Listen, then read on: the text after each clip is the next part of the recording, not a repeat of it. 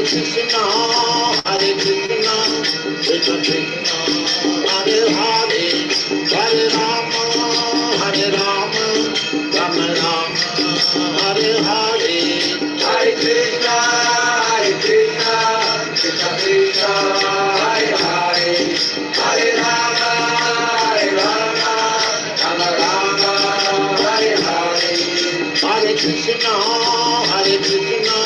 Krishna Krishna, Hare Hare, Hare Rama,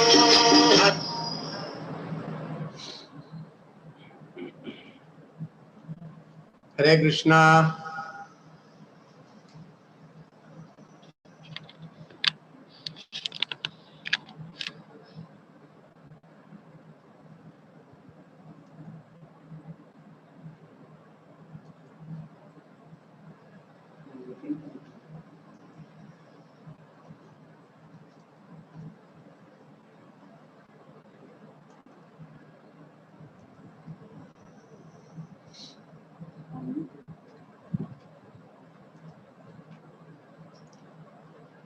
Hare Krishna, Krishna Krishna, Hare Hare, Hare Ram, Ram Ram, Hare Hare.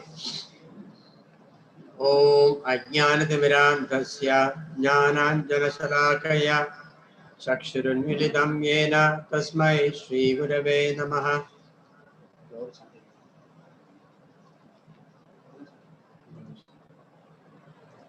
Shri Chaitanya Nama Om Vishnupadaya Krishna Preshtaya Bhutale Srimate Vedanta Swami Namine Namaste Saraswate Deve Gauravani Pracharine Nirvishesha Shunyavadi Paschatya Deshatarine Jaya Shri Krishna Chaitanya Prabhu Nityananda Shri Advaita Gadadhara Shivasadi Gauravakta Vrinda Hare Krishna, Krishna Krishna, Hare Hare, Hare Rama, Rama Rama, Hare Hare.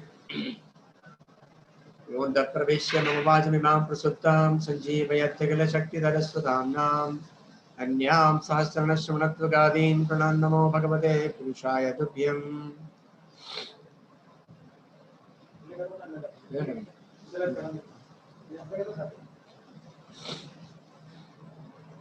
Hare Krishna, എല്ലാവർക്കും Namaskaram.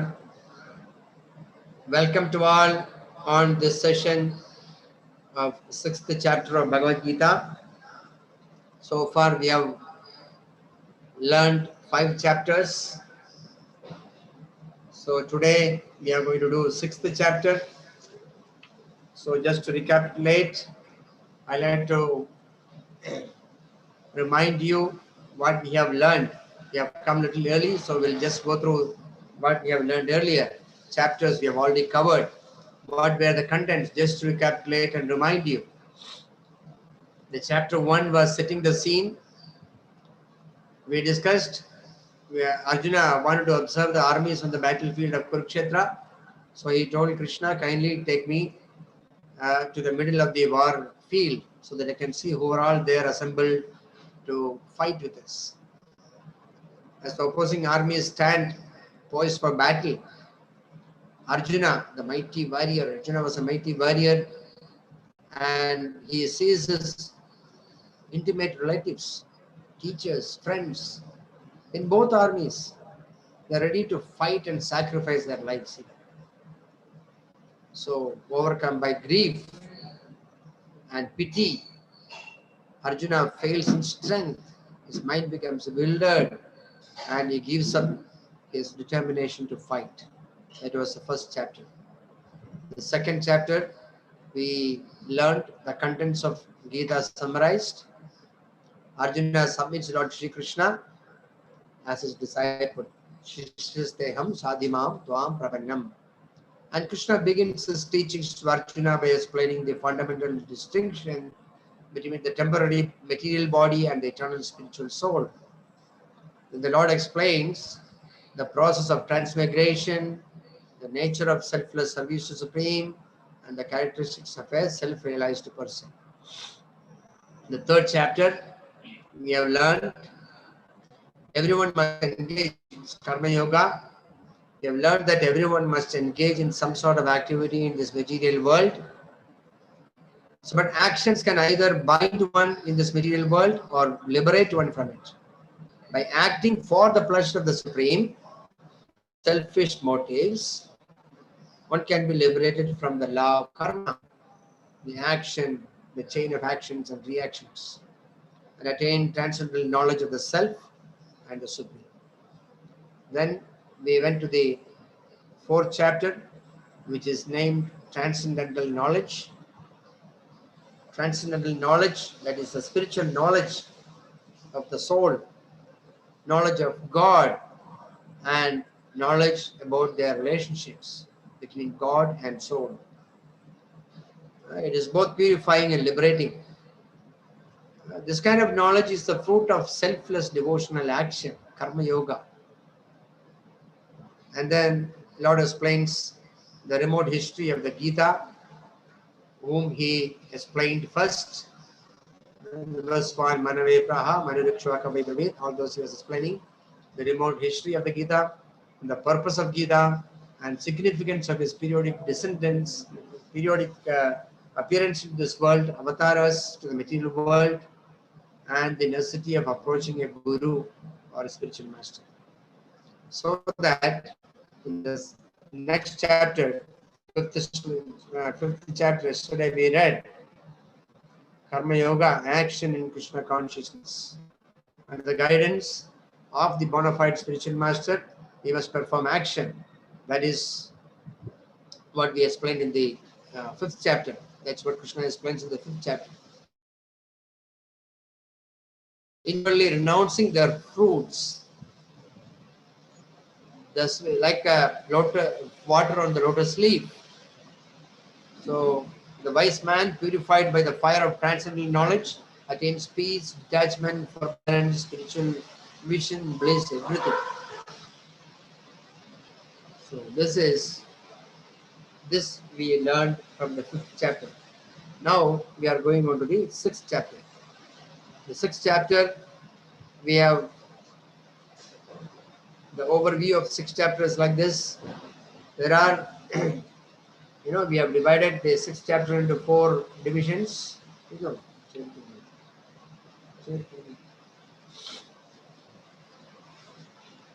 the first section is, Krishna is explaining about the mind. We have to see it as, whether it is an enemy or a friend. How do we keep our mind as an enemy or as a friend? In the second portion, from 10 sloka to 36 slokas, Krishna explains about Ashtanga Yoga. Then Krishna explains about the destination of an unsuccessful yogi. Arjuna had a question where a yogi who was not able to be successful will go. And Krishna explains who is a topmost yogi. These are the 4 divisions of 6th chapter. We will go one by one. We'll learn about the nature of mind, and we learn about yoga as redefined by Krishna in this chapter. Yoga is already defined by Krishna, but then we had so many misconceptions, so we will see the definition, the real definition of yoga in this chapter. The sloka speaks, 6th chapter, 6th sloka. Bandhuratmatmanastasya enaivatmana atmana ajida ena atman atmana ijida anatmanasu satratve bhakte atmaiva shatruvat. For him who has conquered the mind is the best of friends. But for one who has failed to do so, his mind will remain the greatest enemy. So this is Krishna's statement. So let us see how it is. What is the nature? Krishna is explaining about the nature of the mind. The nature can be our friend or nature can be our enemy. So let us see what a friend mind will do to us. If you are able to make our mind into a friend, then he follows the direction of the intelligence. Whatever we want to achieve, whatever we want to do, and we explain, and the mind will accept it. For example, a child is agreeing to learn, study his, how much ever tougher the subject is, he is learning or he is willing to study that under the direction of the parents or the teacher. That means the child's mind is his friend. So able to follow the direction of the spiritual master, able to follow the direction of the scriptures, able to follow the direction of the elders. That mind is a friend. That mind is our friend. Then if the mind is agreeing to the progressive and health choices, then that mind is our friend. Oh, drinking alcohol is not good for our body, or smoking cigarette is not good for our body. We know that, and that is there in our intelligence. But then sometimes the mind will not listen to you. The mind will say, oh, anyway let me drink, anyway let me smoke. That means that mind is not your friend, it's your enemy. So what is good for your body, what is good for your progressive devotional growth, that is accepted by the mind, means that mind is a friend. And that mind which is detached from sense gratification. Suppose if we are so addicted to sense gratification, that means he's our enemy. But a mind, because it is not good for me, I should not do it. How much ever it may give me happiness and temporary happiness, I should not accept it. That is called detachment.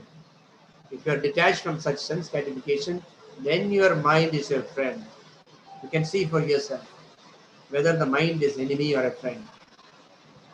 The result of mind being our friend is that we are free to act and we are sure to progress in our life.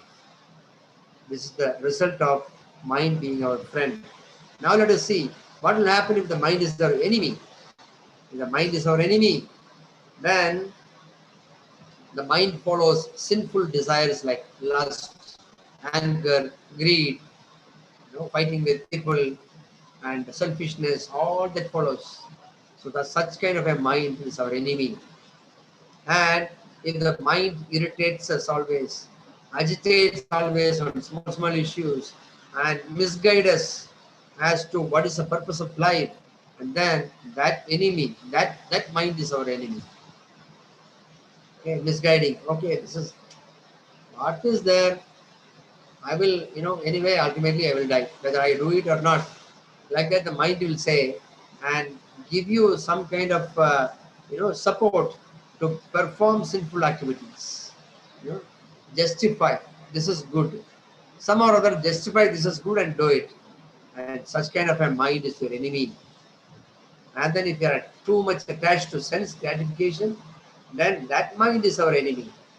Then the result of such keeping the mind as an enemy is that we degrade in our life and we get entangled in our life. Unnecessarily we get entangled in our life. So this is the result of keeping the mind as an enemy. So now we can decide whether to keep our mind as a friend or enemy. Already the mind is an enemy or a friend, we can know. And now how to make the mind a friend, that we have to think about. That is what is going to be explained in this chapter further. So ultimately, if you see the demon and divine, the demoniac mentality and the divine mentality, both are within our own mind. See, everything is inside our mind. If you follow the instructions of Bhagavad-gītā, if you follow the instructions of the spiritual master, if you follow the instructions, guidance of the elders, then you are a divine person. You are progressing towards spiritual life. You're progressing your spiritual life towards Krishna.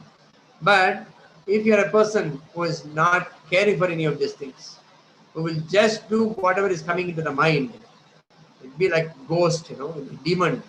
That kind of demoniac mind we will develop by not listening to the Shastras, not learning Bhagavad-gītā, not listening to the spiritual master and elders. So this is, everything is within us actually, whether it is demigod or demon or divine or demoniac, all mentalities are within us actually. These are all mentalities, expression of mentalities. So what is to be learned from this is, I am not this body, I am not this mind also, but by Lord's grace, I can control the mind. I can control my body, I can control my mind by the Lord's grace. So this is a great lesson that we have to learn. We become confident in our life in progressing. Okay? Then, so here, so therefore, Krishna is redefining the yoga. Union between, what is yoga? Yoga means union between individual consciousness and supreme consciousness.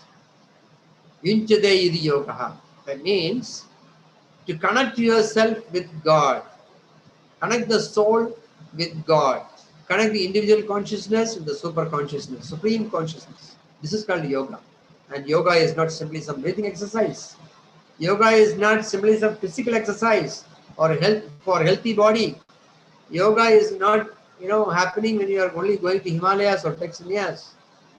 And yoga is a better facility for sense enjoyment. All these things are misconceptions of life.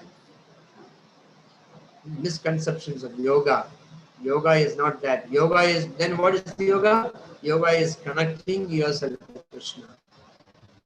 Individual consciousness connected to supreme consciousness. That is yoga. This we must understand. And if you see that way, then how we are progressing. So there are different types of yogas that we have learned yesterday. Karma yoga, Jnana yoga, Ashtanga yoga, Bhakti yoga. And within this Karma yoga itself, there are two types of Karma yoga. One is Sakama karma, one is Nishkama karma. When a person wants to achieve something and he doesn't bother about any, shastras or anything, and if he is simply going ahead with whatever his mind is proposing or the polluted intelligence is proposing, then that person is known as karmi. He is not karma yogi. He is karmi. Karmi is a person who is simply guided by his own mind. Thus, he is going into his own graveyard. He is going to take repeated birth, death. So many lifetimes he is going to suffer in this material world. This is a karmi.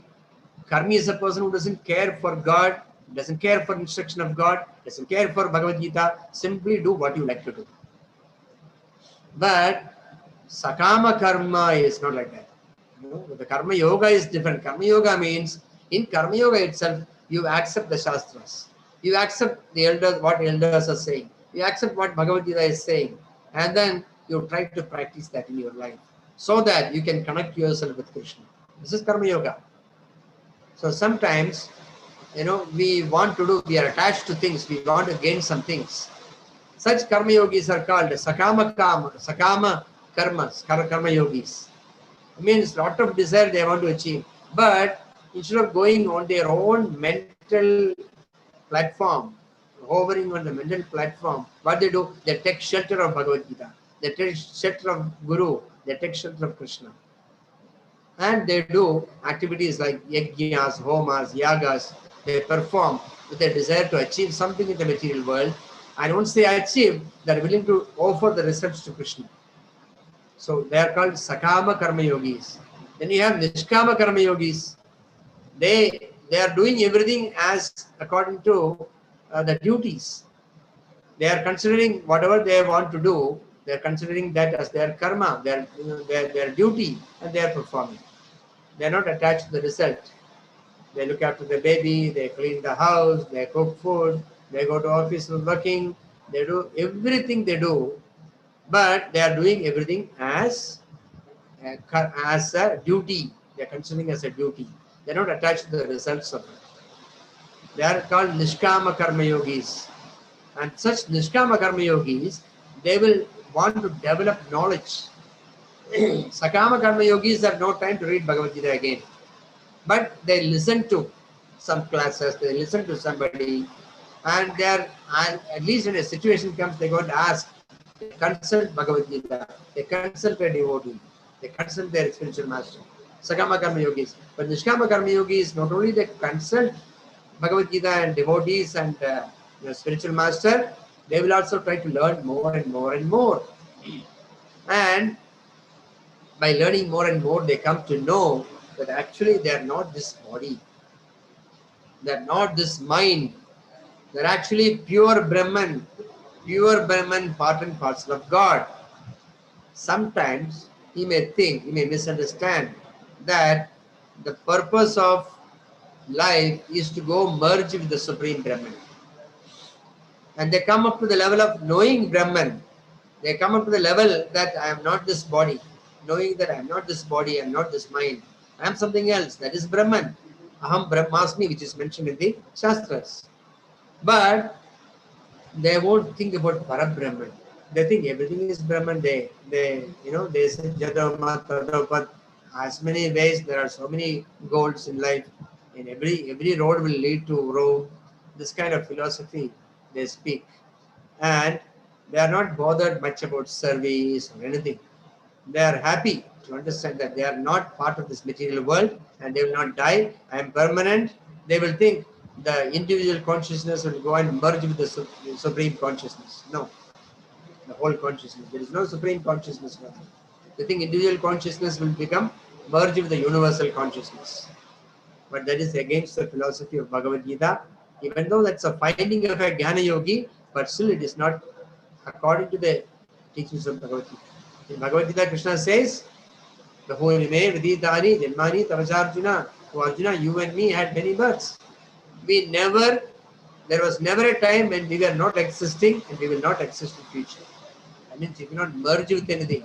You have an individuality. What you do with individuality? You have to pursue the individual karma, individual desire, individual things.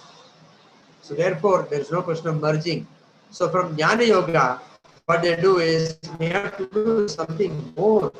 Even though we are not this body and all that, but by keeping the body fit, we can live peacefully in this body. And at the time of death, we can live and go merge with the universal consciousness, they think. And they start performing Ashtanga Yoga. As they perform Ashtanga Yoga, they come to know that everything is not, if I am God, then everything should happen according to my desire. It's not happening. So I am not God, there is some controller.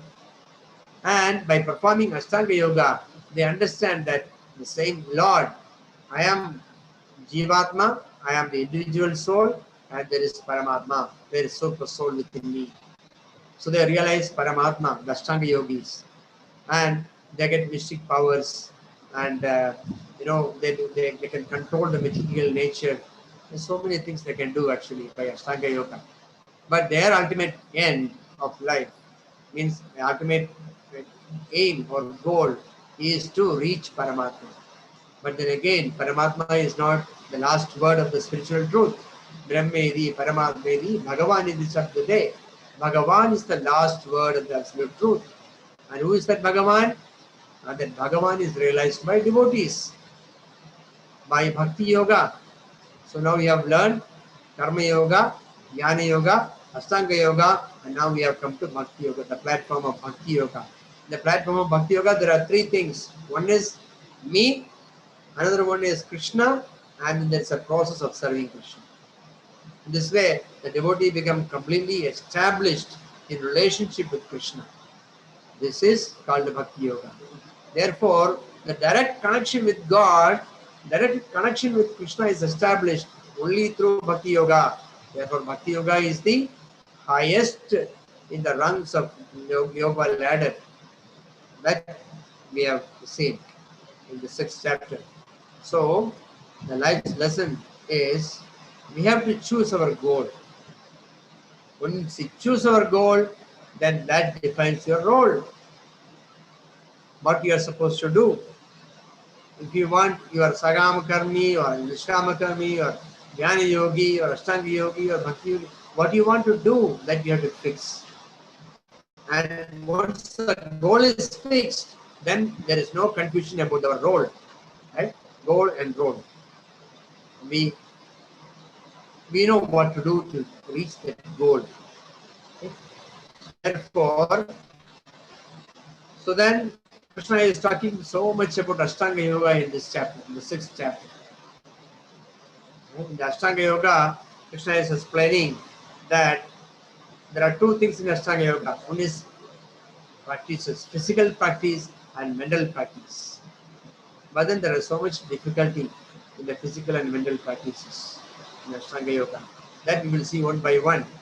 In Bhagavad-gītā, 6th chapter, 13th and 14th sloka, Krishna is explaining how samam kaya shirogrivam dharayanna jalam stiraha samprekshya nasa sampreksha nasigagram swam nisascha navarokayan. In the 14th sloka, Krishna is explaining Prashantatma vigadabhir brahmachari vrate sthitah manas samyamya machitto yukta asidamat paraha. The sloka, the translation is like, one should hold one's body and neck and the head erect in straight line, and then stare steadily at the tip of the nose. And the mind should be unagitated and completely controlled, and it should not have fear on anything, and completely free from sex life and sexual thoughts. It should meditate upon Krishna within the heart and make Krishna the ultimate goal of life. If you make Krishna the ultimate goal of life, then you will know what is your role in performing devotional service.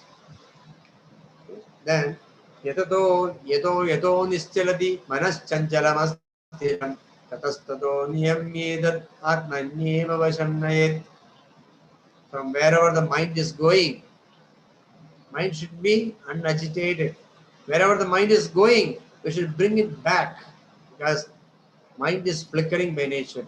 You should bring it back, and then you should keep the mind under your own control, your own self. This is what Krishna is explaining. Oh, is that possible? How is it possible? We'll see here. Yogi is sitting and meditating, and his mind is unagitated. What is the thing that agitates our mind? Is there anything that agitates our mind? Yes, material desire. If you have so many desires, that will agitate your mind. If you have everything ready, if you are self-composed or satisfied, then the mind will be steady. But when there are so many material desires to achieve things in this material world, then your mind will be automatically agitated. So therefore, how to keep the mind unagitated? By not having any material desires, not bothering for any material gains or profit and loss, keeping our consciousness straight on the purpose of life, the goal of life.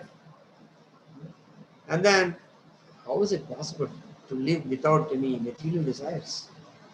What is the basis of material desire? The basis of material desire is sex life. That is the basis of material desire. That's what Krishna is explaining. So all desires are centered around sex life. So therefore, complete celibacy. So when a person is not able to, is not able to control the mind, that means he has so much sex desire.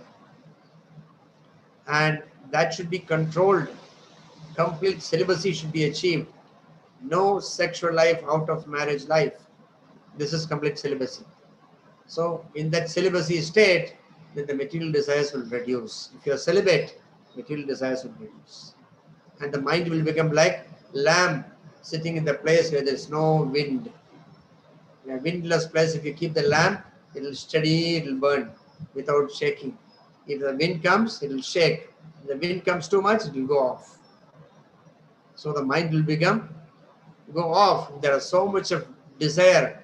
The storms of material desire will actually not allow the lamp of peace of mind to, properly glow. And in order to achieve that, what we should do, we should regulate our habits. So we should regulate ourselves. Regulation is the mantra for mind control. And you should be able to say no to the mind. When the mind suggests, I want to do this, no. I want to do that, no. When the mind wants to go out of control, When mind wants to go out of control through the senses, right? I want to see that, I want to hear that, I want to eat that, I want to touch that, I want to enjoy that. So this kind of things, the mind, the senses will keep proposing, and the mind will be strong enough. Therefore, such devotees are called dhiras. Dhira means is very strong. He is very strong. He is very, is able to control. Is able to say no to the mind when the mind proposes for some petty desires, which will actually bind us eternally into the material world. It may look, what is there in taking one glass of rum? Yeah, you may ask, but then that is the one that is going to bind you to the material world ever, forever. So therefore, we should not see things very lightly. A yogi, a person who wants to advance in spiritual life, will see everything in serious manner. Therefore, he is able to keep the mind unagitated. See, for keeping the mind unagitated is not so easy. Therefore, Krishna is advising this 8-step Ashtanga Yoga process. What are the 8 steps of Ashtanga Yoga process? The whole thing is meant for controlling the mind. So how important it is to control the mind. Once your mind is controlled, 80% you have succeeded in your spiritual life, spiritual progress. So first one is, you can see yama.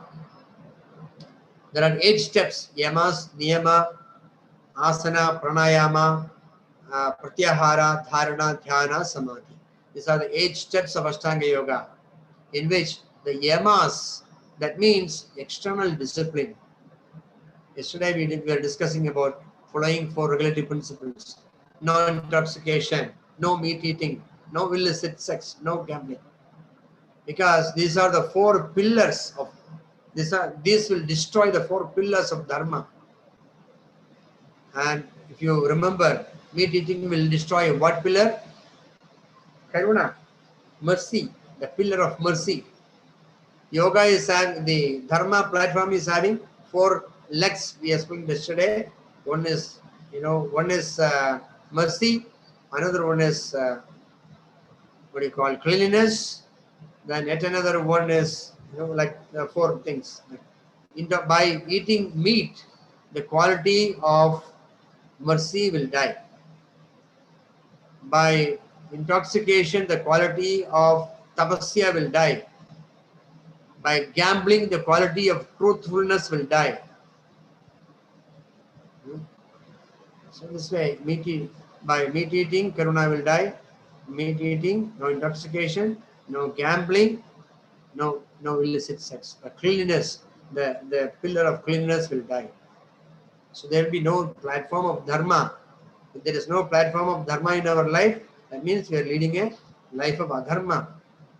So therefore, these 4 things we must avoid. This is called yama. These 4 things we must avoid. No means no. The mind will say, no, let us go and take something a little bit here and there. No. A person who is serious in spiritual progress will say, no, I will not take this. Sorry.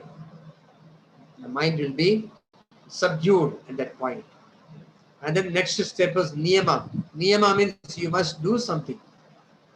Like you must chant the holy name of Krishna. Hare Krishna, Krishna Krishna, Hare Hare. Hare Rama, Rama Rama, Hare Hare. Number of times a day. Particular number of times a day. That we must chant. We must get up in the morning. We must read Bhagavad-gītā. We must read Bhagavatam. We must associate with devotees. So, we must do all these things. So this is niyama. We must perform. These are something that we must do. There are something we must not do. That is yama. Niyama means something that we must do. And then there is asana, comfortable posture of sitting.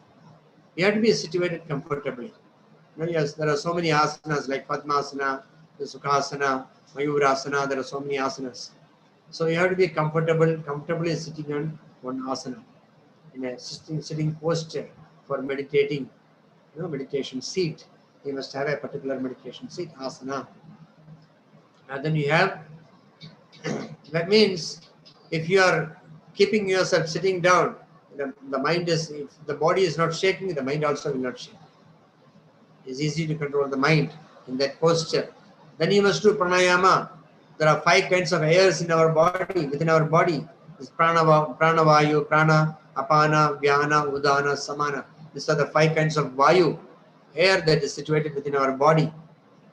For people who don't know this, they will think it's only some wind is blowing inside the body. No, there's a particular, Krishna has arranged, the design of the body is so perfect that Krishna has arranged everything perfectly well. And Pranavayu is the Vayu where the life air is floating. Pranavayu is life air. There the soul is situated.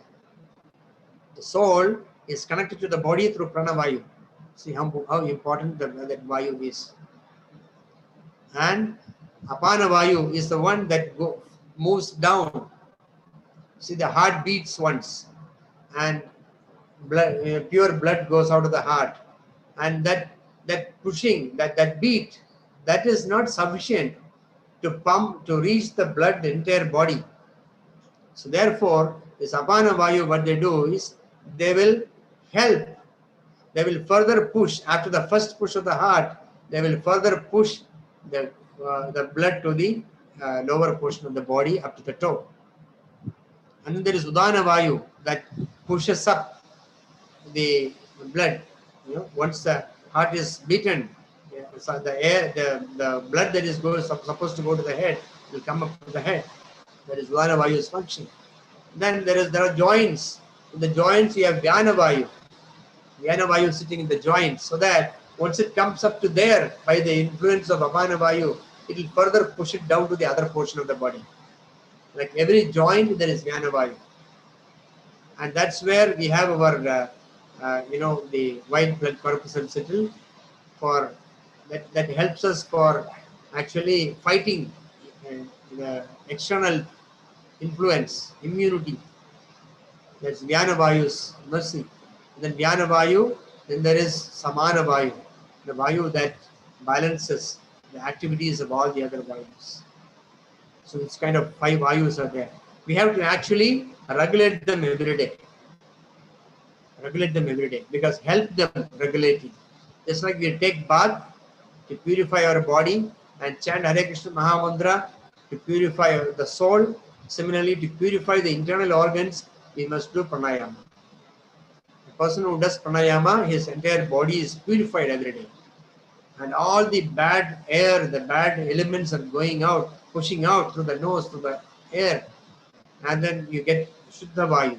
You get the pure Vayu inside the body. So pranayama is like breath control. There is one step. And all these things help us to control the mind. And then there is pratyahara. Pratyahara means withdrawal of the senses. Oh, this is dangerous. Like Krishna explains about in this particular area, Krishna explains about a yogi must be like a tortoise. The tortoise, what they do, when an unfavorable situation comes, he will pull his hands, legs, head, everything inside. So he will be safe. Similarly, when there is an unfavorable situation around, we should pull inside, pull ourselves inside. So we know that this is not going to be favorable for my spiritual progress. My soul is going to suffer and my mind is going to be polluted by doing this. I will pull myself in. Then there is dharana.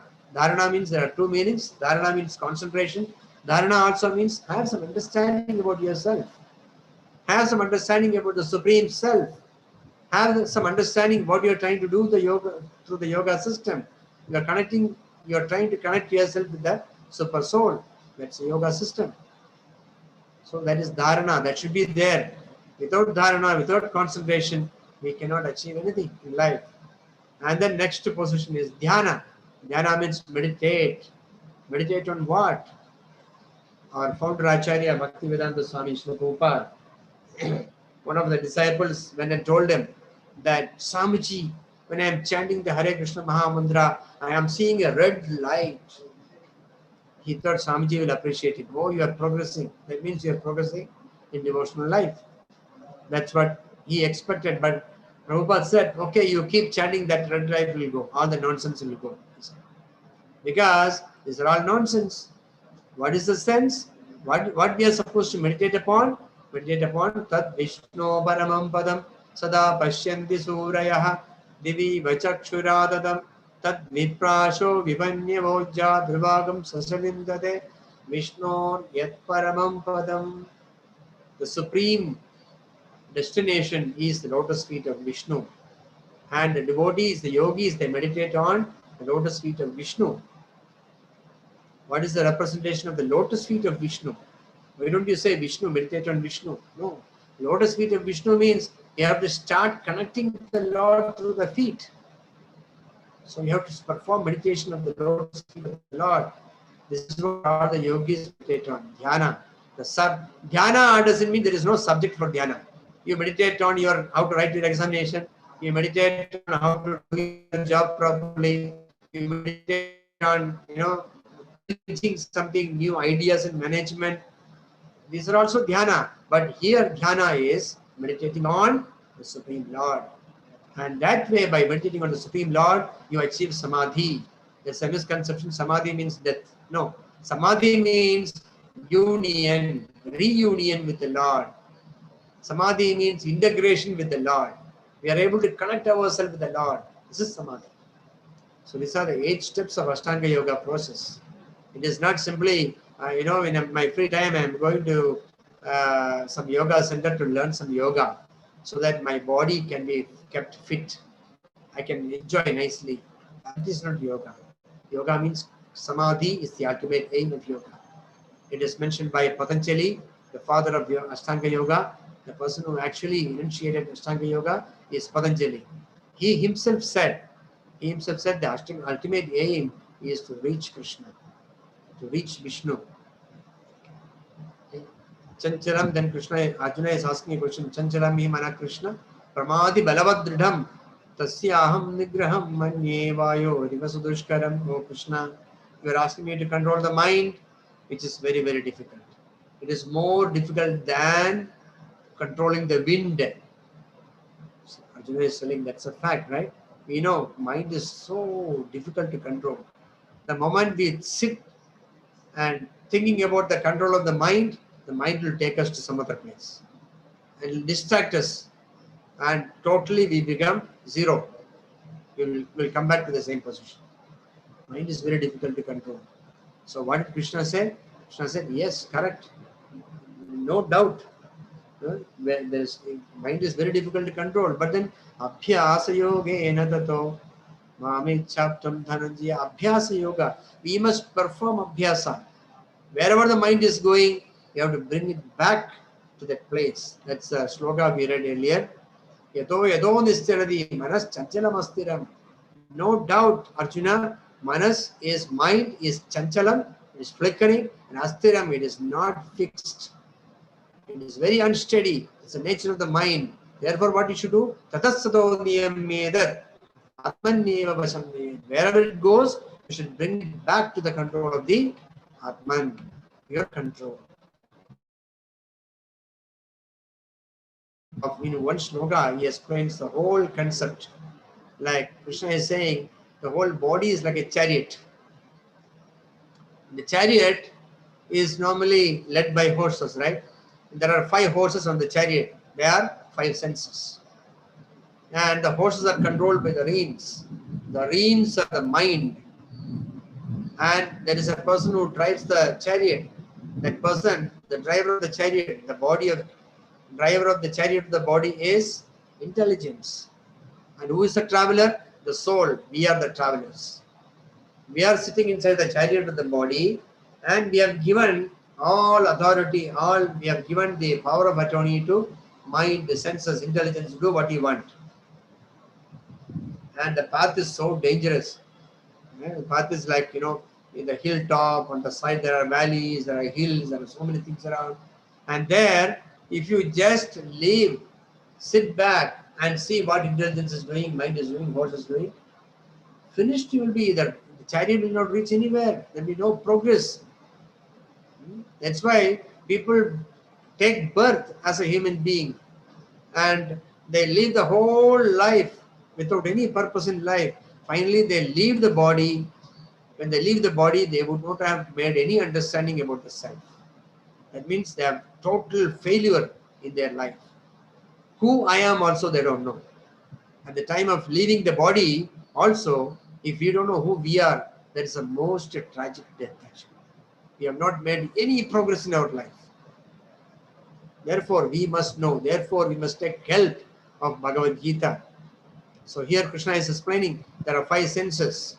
Okay, eyes, nose, ears, tongue, and skin. These 5 senses are taking us to different places, but they are supposed to go integrate and go together to reach a lakshyam, to reach a goal. They are supposed to go together. If all the horses run in the same direction only, it will go to a goal.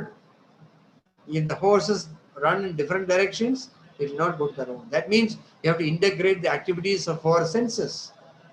What we see, what we smell, what we hear, what we touch, what we taste, everything must be the same direction. That means it should not take us to, by taking, it should not take us to different directions. It should not be integrated. And the integration is done by the mind. And the mind itself is like monkey. Then how will it integrate? Very difficult. So the mind has to be controlled. Who is controlling the mind? Who is keeping the reins? Intelligence is keeping the reins. Intelligence is supposed to control the mind. And then this intelligence has to be empowered. That is the purpose of the soul. Because soul, intelligence is a next door neighbor of the soul. And the soul has to tell the intelligence, see, you are actually, we have to actually, our aim, where to go. Because the traveler should tell the driver where to go, right? The traveler should not ask the driver, wherever you want to take me. That you should not say. So soul should tell intelligence that I want to go to this place. That means the goal has to be fixed. And the intelligence will ask you where to go. And then how to go there, intelligence will ask you. And then you must be able to tell the intelligence, yes. Where do you get that information? You don't know anything. We are just born into the material world like a child. We are learning things from the material world. We don't know anything about our soul, our journey of the soul. Nothing we know. Where do you get this information from? That is why you have taken the right choice today. Now that you have decided to learn Bhagavad-gītā. It is available in Bhagavad-gītā. It is available in Srimad Bhagavatam. In every religious text, this is available actually. So Bhagavad-gītā, it contains, because Krishna himself directly speaking, it is full of that information. What the soul is supposed to do. From A to Z, everything that you need to know is given in Bhagavad-gītā. So the soul must be able to feed the information to the intelligence. Means by reading Bhagavad-gītā, by studying it, by remembering it, by thinking about it, meditating on it, then the intelligence will become nourished. The nourished intelligence will know exactly how to control the mind. And if the spirit, that kind of intelligence is called spiritual intelligence. The spiritual intelligence will control the mind very nicely. And then because of the association of the intelligence, the mind also will become spiritually oriented. Then because of the influence, continuously the senses are being sent in one direction. Go to the temple, go to the temple, go to the temple. Then the senses also will get used to it. And then they will also be conditioned, controlled. This is the meaning of regulation. So when we are traveling in the chariot of the body, it is very dangerous to leave the senses and mind and intelligence free. You have to know where you have to go. You have to fix your goal. Then only you will know what is the purpose of life. Okay? So this is very important. Never forget this. It's a very important lesson that we learn from Bhagavad-gītā. That sometimes we do multitasking, we do so many things. But actually, by doing multitasking, we are reducing our attention span. Success comes from focus, not by dividing it. You cannot divide your mind and succeed. You have to focus your mind in order to get succeed. Therefore, success comes from focus, not by dividing it. That we must know. This is the life lesson.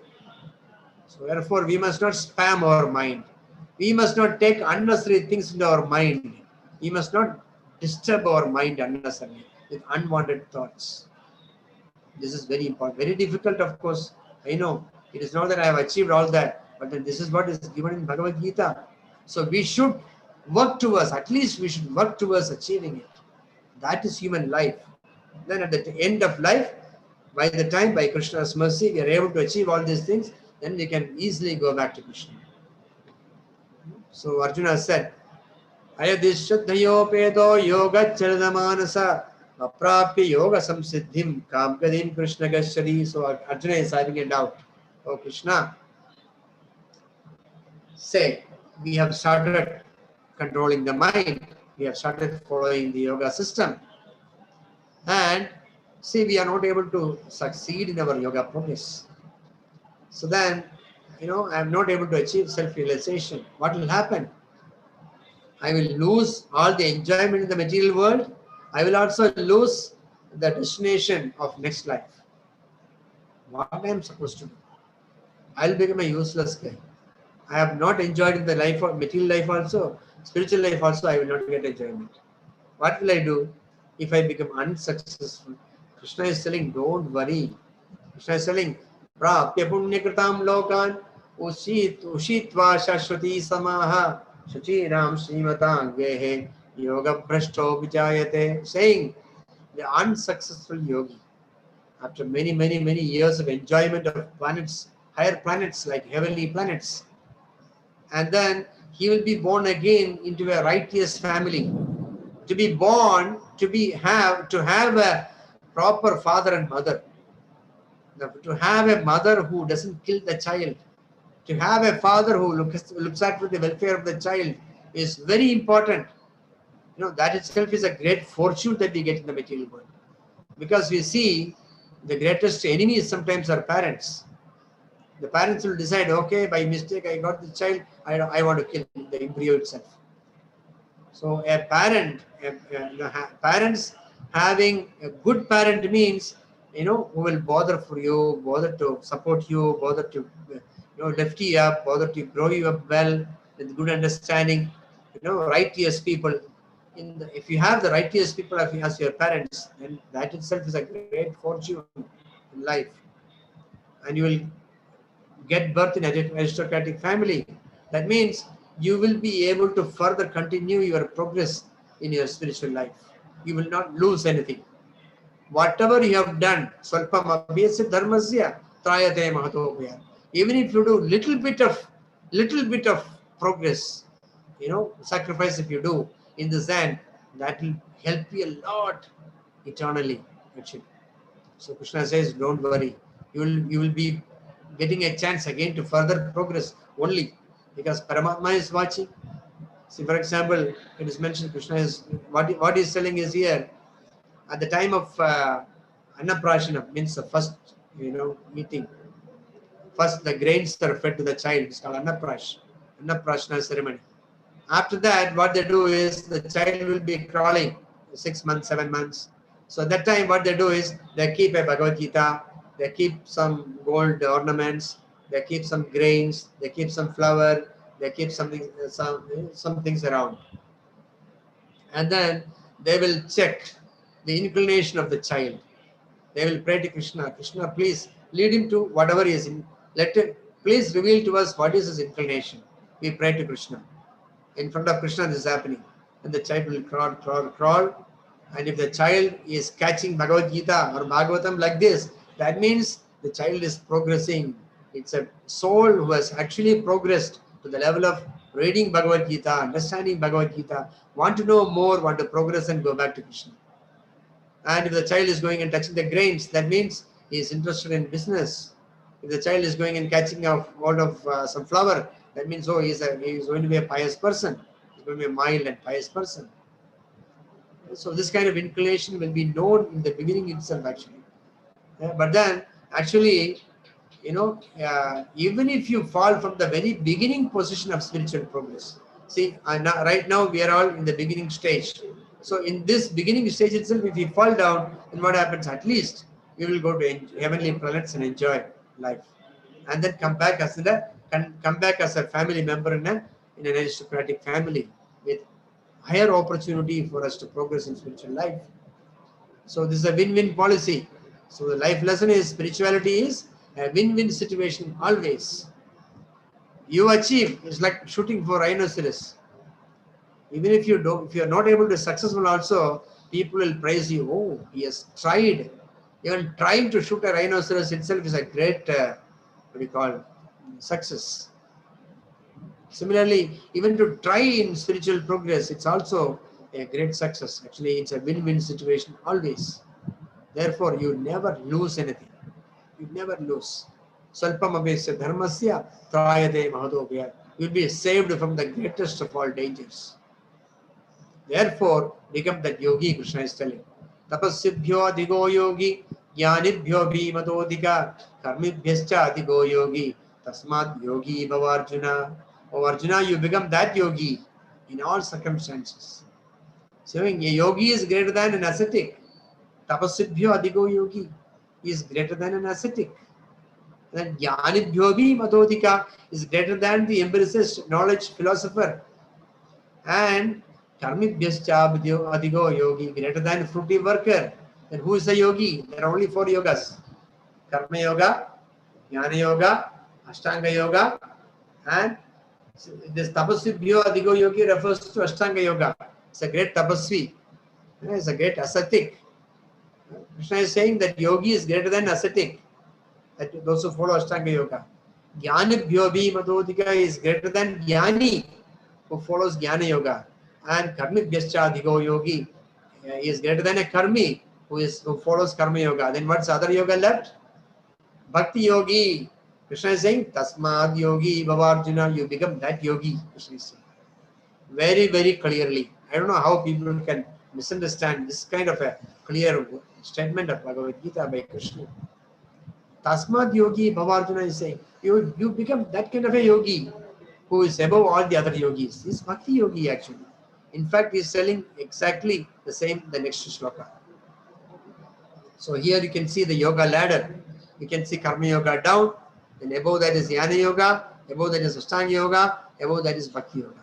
Why bhakti yoga is greatest? Because in bhakti yoga platform, you are directly in touch with Krishna.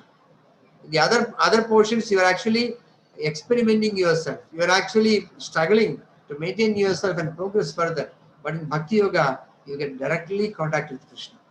Krishna directly looks after you personally. Therefore, all other yogas are progression towards the destination of bhakti yoga. This is the hierarchy of all the yogas. This is what is explained by Krishna in the previous shloka. Okay? And then in the next shloka, Krishna is saying, Yoginam api sarvesham madgadena andaratmana shraddhavan bhajade yomam same yuktatamo madaha. This is a wonderful shloka. It's a paramount shloka. And of all yogis, one who with great faith, who always abides in me, thinks of me within himself and renders transcendental loving service unto me, he is the most intimately united with me. He is the most intimately united with me in yoga and is the highest of all. That is my opinion. He is highest of all yogis. Yoginamim sarvesham. Out of all the yogis, madgadena antaratmana.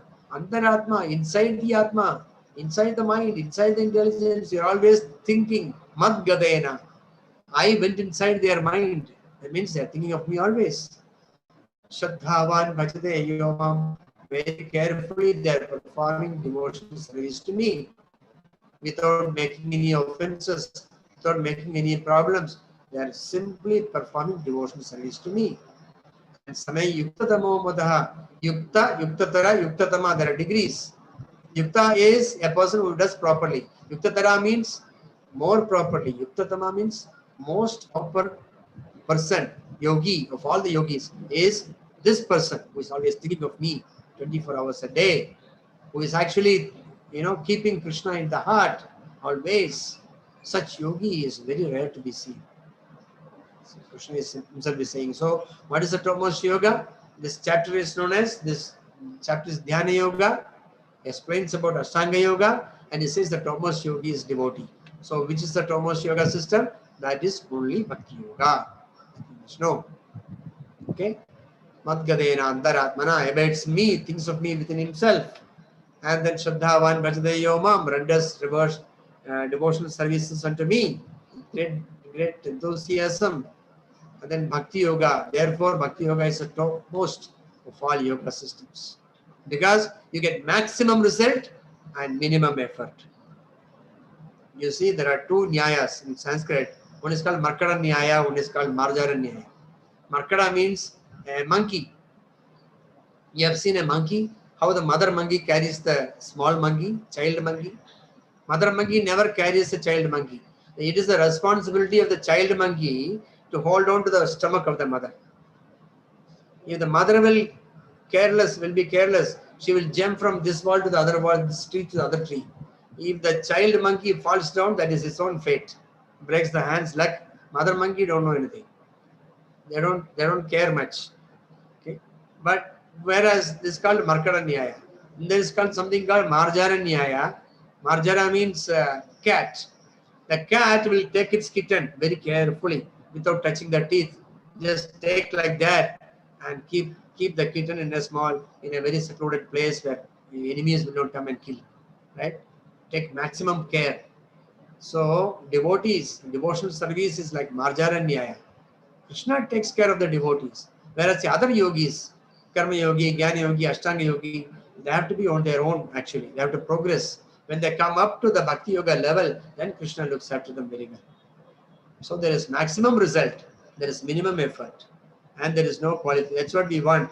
We want to buy things cheapest, with the cheapest price, the highest quality things. We want to buy for the cheapest price.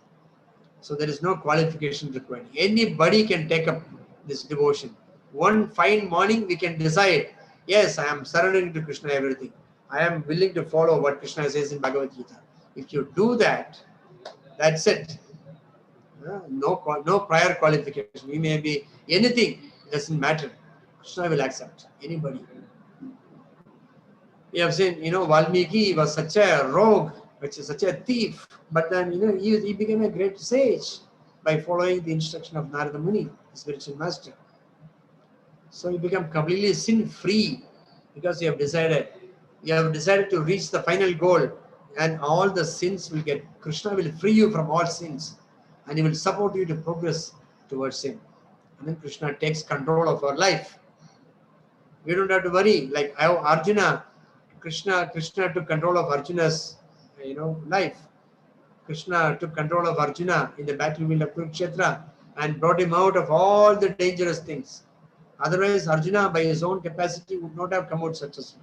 But because of presence of Krishna, the Pandavas were successful. 5 against 100. See, we know 100 will win, but then here 5 won because Krishna was there. So therefore, our aim, the topmost yogi's aim is Goloka Vrindavan. Goloka Vrindavan is the place where Krishna is eternally performing his pastimes. And the purpose of our life is to go back to him. It is very clear. Whoever we may be, whatever we may be in charge of a whole nation, we may be, handling very important activities. But at the time of death, we just have to leave everything and go. No more relation, no more responsibilities, no more duties, nothing we can do. We just have to leave and go. Just like when the children, when they play, sometimes they play with, they play with mud and they play with stones and all that, thinking, they are making rice, they are making dal, they are making this, that, they act as if they are eating, they play family. But then when they become hungry, the mother will call, hey, you please come for, time for food, you please come, time for lunch. Then we leave everything and go to take mother's lunch. Because this is only play. So the material world is only so serious, so much seriousness is there. But then it is very serious for a devotee because he is starting his devotional service. He is starting his journey towards Goloka Vrindavan. So our destination is Goloka Vrindavan. We are not settling for anything low. No heavenly planets, no Brahmaloka, no this loka, that loka. We want to go straight settle in Vrindavan. Goloka Vrindavan, where Krishna is eternally enjoying his amorous pastimes with all the friends and cows and cowherds and trees and plants and birds, and everything is moving towards the satisfaction of Krishna. That is spiritual world. That is the world of eternally bright world. This world is dark by nature. If you don't have sun, it is dark. You need to have either electricity or moon or sun. Otherwise, it is dark. Naturally, it is dark. But the spiritual world is naturally bright. There is no darkness at all. So therefore, that is the destination. Our destination is the highest destination. Therefore, there if you go, what happens? There are 5 types of relationship with Krishna. Some people are Shanta Rasa Bhaktas. Some people are Dasya Rasa. Shanta Rasa means the seat where Krishna is sitting, or the flute that Krishna is playing, or the peacock that Krishna is wearing, or the dress that Krishna is wearing. That's all Shanta Rasa Bhaktas. There is no matter at all. Everything is spirit. There is no matter. And Dasya Rasa means, so many people say, the cows, they're also Shanta Rasa Bhaktas. Then Dasyas, like Hanuman and other great servants, they also worship Krishna in Dasya Rasa. And there is Sakhi Rasa, like Arjuna, they are friends of Krishna. You know, you get the friendly, you get friendly with Krishna and you become friends of Krishna and you enjoy, like Gopas and Gopis. And then there is Vatsalya Rasa. Vatsalya Rasa is with Yashoda Mai, Nanda Maharaj. Elderly Gopis, they are there. They are considering Krishna as their son. You know, Krishna as their child. Eternally they enjoy that rasa there. And Madhuri Rasa, where the Gopis and Radharani and so many, Manjaris, they all enjoy with Krishna in rasa dance and all that.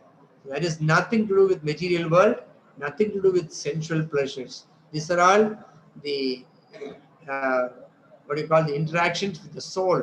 It's all spiritual, it's not material. In this world, this is not possible. But only in the spiritual world, this is possible. And as long as we possess this body, we cannot go anywhere. We are tied down here.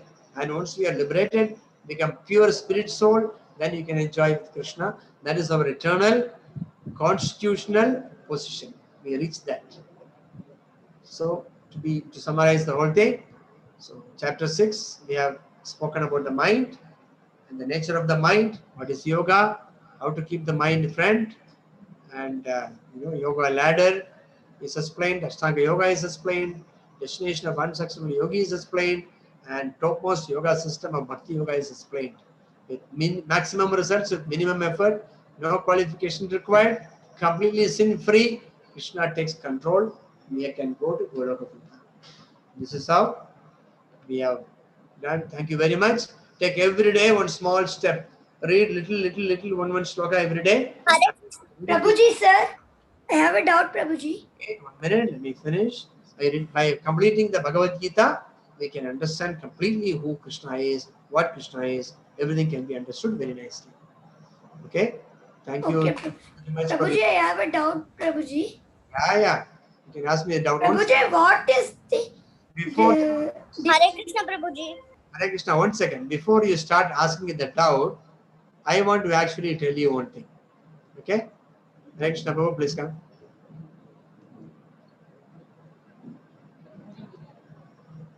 Yeah. 1 second.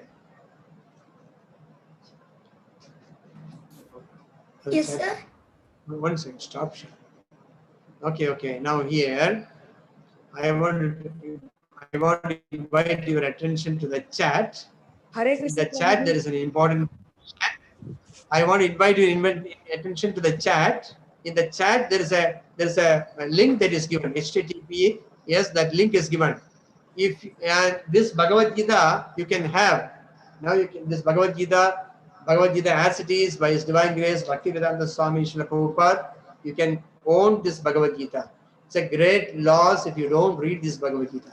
All this information is given in a wonderful manner in this book. You please go to the chat and click this link, and then you can have this Bhagavad-gītā with a small donation of 299 rupees, which includes your postal charges if it is within India. And then if it is outside of India also, we can tell you the amount. The minimum donation is 299.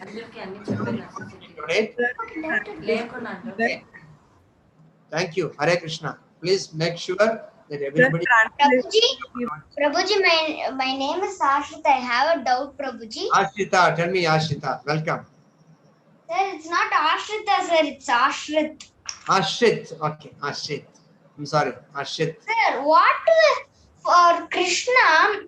Is it brother or what is it? What do he call Arjuna? Arjuna is his friend. Arjuna was Krishna's friend. Okay. He was also a cousin, but then more than a cousin, he was a close friend. Others were also cousin. But then Krishna spoke only to Arjuna because he is a cousin friend of Krishna. Cousin and friend, right? Thank you, Hare Prabhuji. Krishna Prabhuji. Hare Krishna. Hare Krishna Prabhuji. Yes, tell me, Shweta. Hare Krishna Prabhuji. Hare Krishna. Prabhuji, Ah. I wanted to ask regarding yogas. You have told there are so many yogas, karma yoga, ashtanga yoga, all those things. Can they be done parallelly? Like for example, I'll be doing my job and I'll be doing pranamas, asanas, and Yeah, also be praying. Can it be done parallelly? And yes, everything should be done parallelly, actually. That's what Krishna is Okay. advising. As we go further, we will learn. There's a chapter called Bhakti Yoga. That is 12th chapter. There Krishna is explaining everything you are doing as it is. There is no change required. Everything you can keep doing. But then you have to add the element of one. Just like Prabhupada explained that you can have many zeros. We have 1 degree, 2 degree, 3 degree, all these things are zeros. But then if you add 1 to this end, the value increases exponentially. Like that, if you add that 1 of Krishna to all the zeros, then the value of our life will exponentially increase. Therefore, Krishna is actually he's not impractical. He's not saying you go to Himalayas and do this, or you become sannyasi, you give up your family, nothing. He is simply saying you just add me into your life. That's what Krishna is saying. And Guruji, to add to this, Bhakti Yoga can be done by service. Like even if I'm thinking of Krishna in my mind, but I will be doing service, like seva, something in my daily life. So that can be considered Bhakti Yoga also. Yeah, definitely. If it is going to be satisfactory to Krishna, if your aim is to satisfy Krishna, it is Bhakti Yoga, definitely. Thank you. This lockdown, today, we do Annadanam, we give people food. You know, there are 500, 700 packets of food we offer to the people around. Before I come before you, I'll be busy doing that whole day. Serving people. People are really struggling for food. Yes, Guruji. We give them food, we support them, we give them, try to get them oxygen sources, like that. We help people, whatever help they need. And that is meant for, while doing that, we are not thinking we are doing great help. We are thinking, okay, helping the other children of Krishna, Krishna will become happy. Our aim is to satisfy Krishna, and we are serving this. So this is recommended. Thank you. Yes, thanks, Prabhuji. Prabhuji, I have a doubt. Yeah. Prabhuji, what is the difference of karma and dharma, Prabhuji? Karma and dharma. Dharma means duty, karma means activity. Say, for example, as a student, your duty is to study. Yes. That is the duty. But for performing the duty, we have to do so many other things, no? You have to get up in the morning, you have to brush our teeth, we have to, without brushing the teeth, if you go to school, everybody will ask you to get dressed, right? So smelling it, they'll say. So you have to brush your teeth, take a bath, put uniform, arrange the books according to timetable, wait for the bus to come, or wait for the parents to drop you in the house, the school. And go there, study very well, hear everything, study very well, and then come back. So studying is a duty. For doing that duty, we have to do so many karmas, right? Karma means activity. Yes, So many activities. This is the difference between duty and karma. This is interlinked.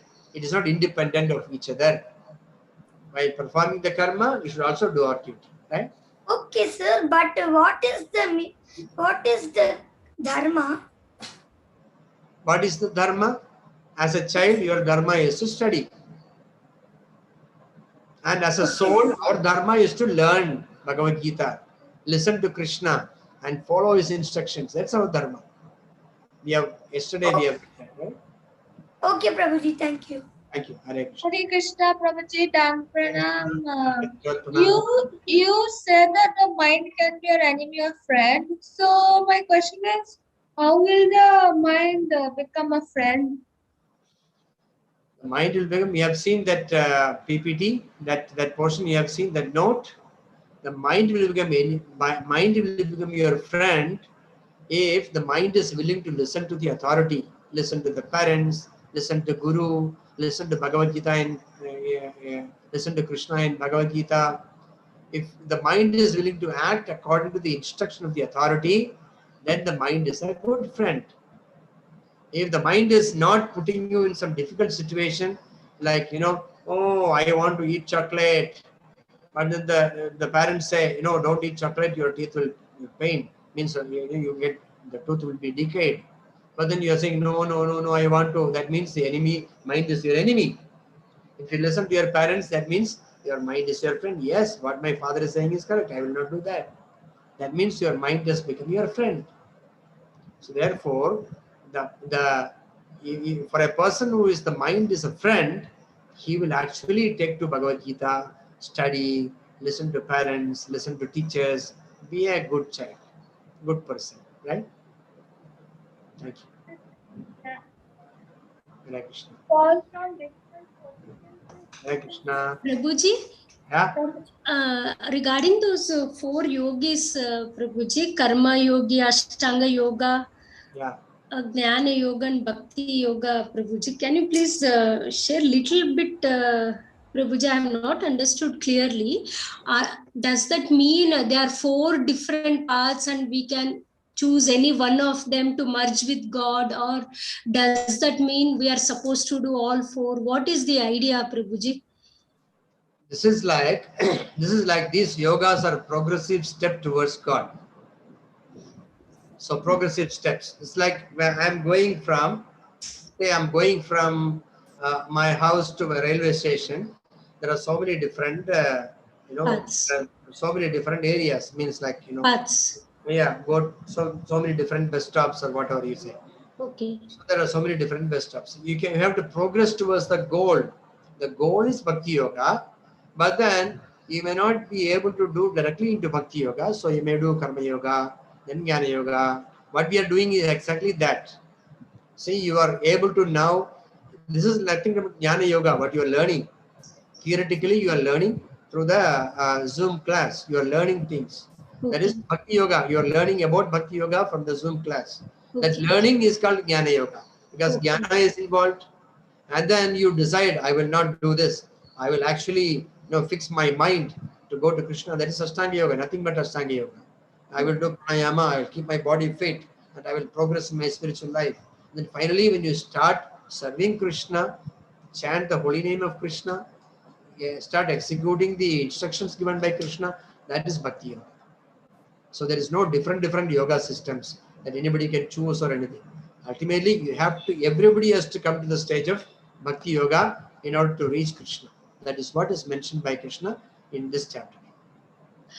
So, Prabhuji, see, suppose we are not doing asanas, meditation, or pranayama. Yeah. But I'm doing chanting and I have devotion towards Krishna. How is that different, Prabhuji? Enough, because in chanting, pranayama is included. So when you say Hare Krishna, what's the principle of pranayama? Is you inhale and then you exhale for maximum time. That means all the dirty air, carbon dioxide in the body should go out. So in the pranayama system, we send more air from the body than we take. Immediately we can take one suck we can take, and then while leaving we have to just, let's say you inhale, count till 10, and you hold, count till 10, and you exhale, count till 20. So in this way, when you chant Hare Krishna, Krishna Krishna, Hare Hare, while chanting, that exhale is happening. The thing is, air is going out, and then you stop Hare Hare, then your inhale is happening. Then Hare Rama, Rama Rama, Hare Hare, like that. So in Bhakti Yoga, Bhakti Yoga is all encompassing. In Bhakti Yoga, service is included, karma is included, jnana is included, and even pranayama, ashtanga yoga is included. Everything is included within bhakti. So therefore, if you follow the principles of bhakti yoga, that means you are practicing everything. Oh, okay. Thank you, Prabhuji. Thank you so much. Yeah. Hare Krishna Prabhuji. Hare Krishna. I am Ritvik Prabhuji, and I have a doubt. You told that when the soul comes out of your body, if you don't like, if your mind is a bad mind, if your mind is your enemy, then the soul will suffer after it comes out of the body. So how will the soul suffer, Prabhuji? See, if the mind is not our friend, not only after coming out of the body, even within the body we suffer. But the mind will not allow us to be peaceful. A person who doesn't have peace, what is the great happiness that he can enjoy? So mind has to be at peace. An enemy mind will not give us peace. It will keep demanding this, that, this, that. We will start working very hard for it. And we will have no end. We will not see any end of satisfying the mind. That is the kind of enmity that the mind has. And at the time of leaving the body, if the mind is still the enemy, then that mind will take us to the horrible forms of life. Our subtle body will take us to the horrible forms of life, like pigs and like so many unmentionable, lower species of life will go down. For we must not keep our mind our enemy. We must keep our mind a friend. Okay, Ritvik? Okay, Prabhuji. Thank you for Thank you that. very much, Prabhuji. Hare Krishna. Hare Krishna. Prabhuji, Huh? how Hello? is Is Sindhura in place? Sindhura is here. Sindhura has asked that, you want to have the Bhagavad-gītā book link for buying Bhagavad-gītā that I've already shared in the chat. You please see https, bit.ly GFL Gita. So if you touch that link, then you will get a Google form. If you get the Google form, you can fill in what language you want, and you can share. You can deposit that money, minimum 299 rupees, and then it will come to us. And then within 10 days, we will try to send you the Bhagavad-gītā. Depending upon the lockdown situation, we will try our best to send the Bhagavad-gītā at the earliest to you. Okay, you can be in touch with us. Hare Krishna, Prabhuji, now it says, falls from beginner's position. How is that people are going to heaven and enjoys? It takes a burden on a rich aristocrat family. Means they will not have any problem. If you are born in a poor family, then you have so many responsibilities. You may not have time to read Bhagavad-gītā. You may have to work very hard, so many things. But then if you are born in an aristocratic family, then you are exposed to many things. And you are not having much other duties, so you can concentrate on spiritual progress. And you will get to know more people. So that's what Krishna is explaining. Aristocratic family doesn't mean rich family. Aristocratic family means cultured family. Aristocracy is in culture, not in money alone. So you will get born as a proper parent's child. The parents will guide you to a spiritual life. That's the meaning of aristocratic life. Yes. Okay. Hare Krishna.